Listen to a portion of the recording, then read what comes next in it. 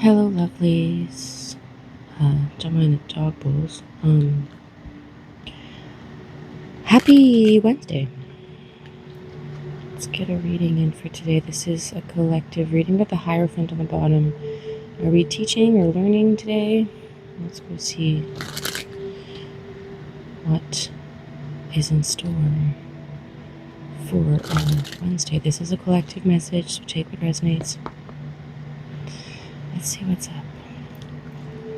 Good tour guides, archangels, spirit guides. What do we need to know?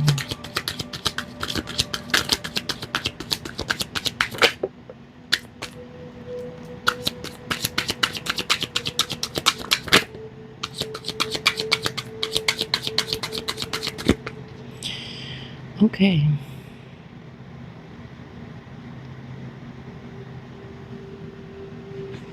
We've got death on the bottom.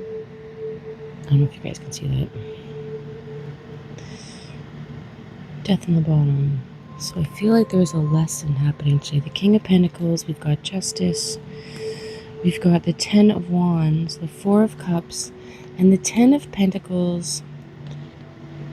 I wanted to take it upright, but it landed sideways, but I'm feeling like it's an upright card. So let's see what's happening here. Now the King of Pentacles is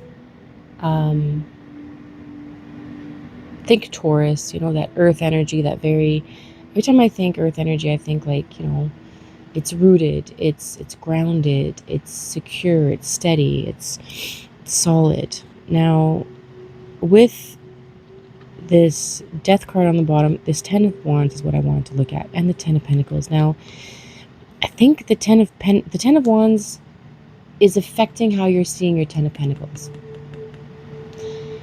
Ten of Wands, like you can see in this picture, she's working, right? Yep, there's work involved. But the Ten of Wands is not to say that there's not work, and it's not to say that you're overburdened.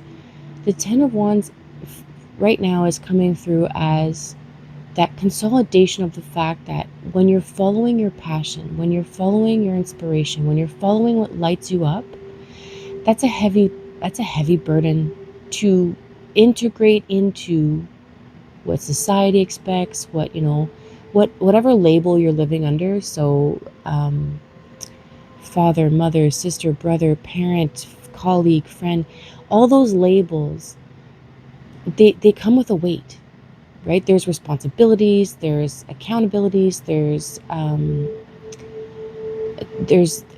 expectations and all of that stuff. So when we start to follow our passion, what lights us up, what creates our fire within, it can just seem like another thing you're adding, right? Like we see all the different distinctions on the top here, because those other roles you're playing are still important things you have to carry, and there are likely your things you're very proud of, and that's why you're carrying those wands as well.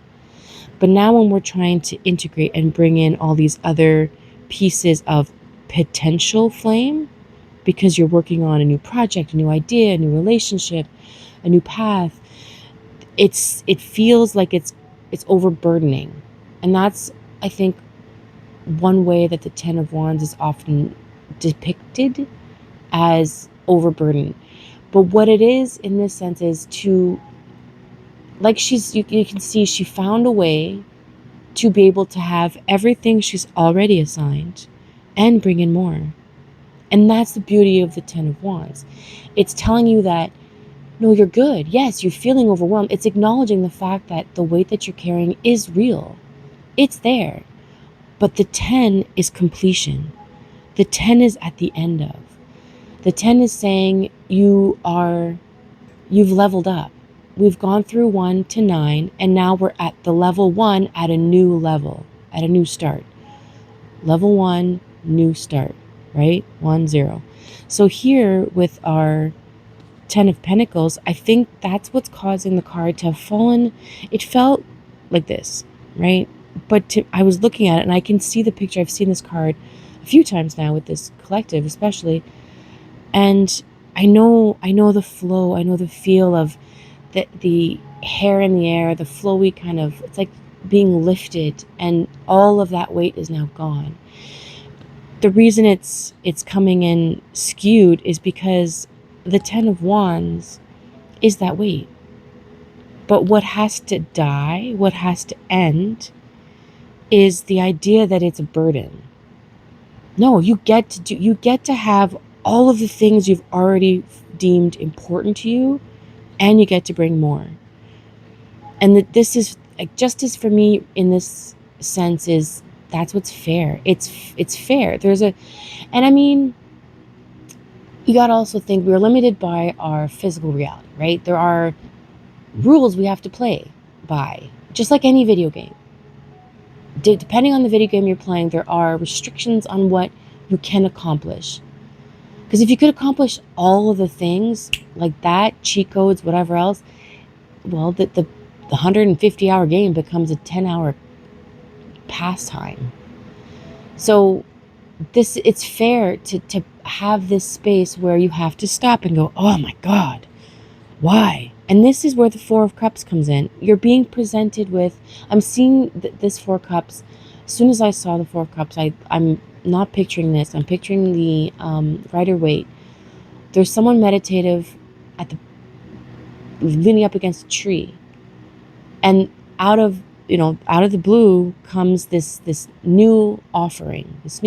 Now this could be, your meditation is revealing something to you, or you're being presented with, like, this reading could be that presentation, could be presenting you with just a different angle, acknowledging that this shit's hard. It's not an easy experience to be in this reality, this video game, right? It's got very complicated levels. And the acknowledgement of, yeah, it's difficult, but you get to.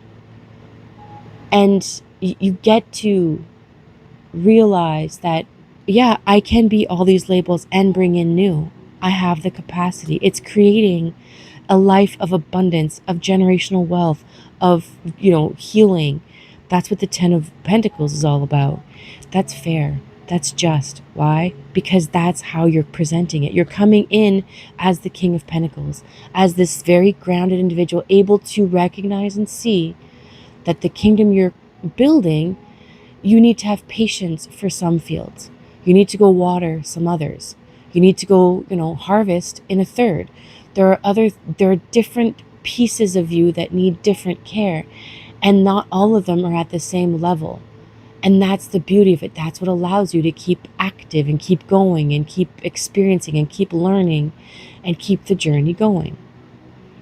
So in today's message, I think the biggest thing is it's not about enjoying the work, but recognizing that where you're at is at, there's 10-10 here today. So where you're at right now is the sign. This is the sign that it's like you're seeing your life as, it's not hard, it's not the greatest, I'm not enjoying, I'm not having, I'm not elated. But at the same time, I see how this is the path. It's the easiest path for me to take, because I'm not hating it. I'm not hating my experience. So if you want more details on your journey and how this affects you, please reach out and let me know. Otherwise, have a beautiful, beautiful day, and we'll see you in the next one.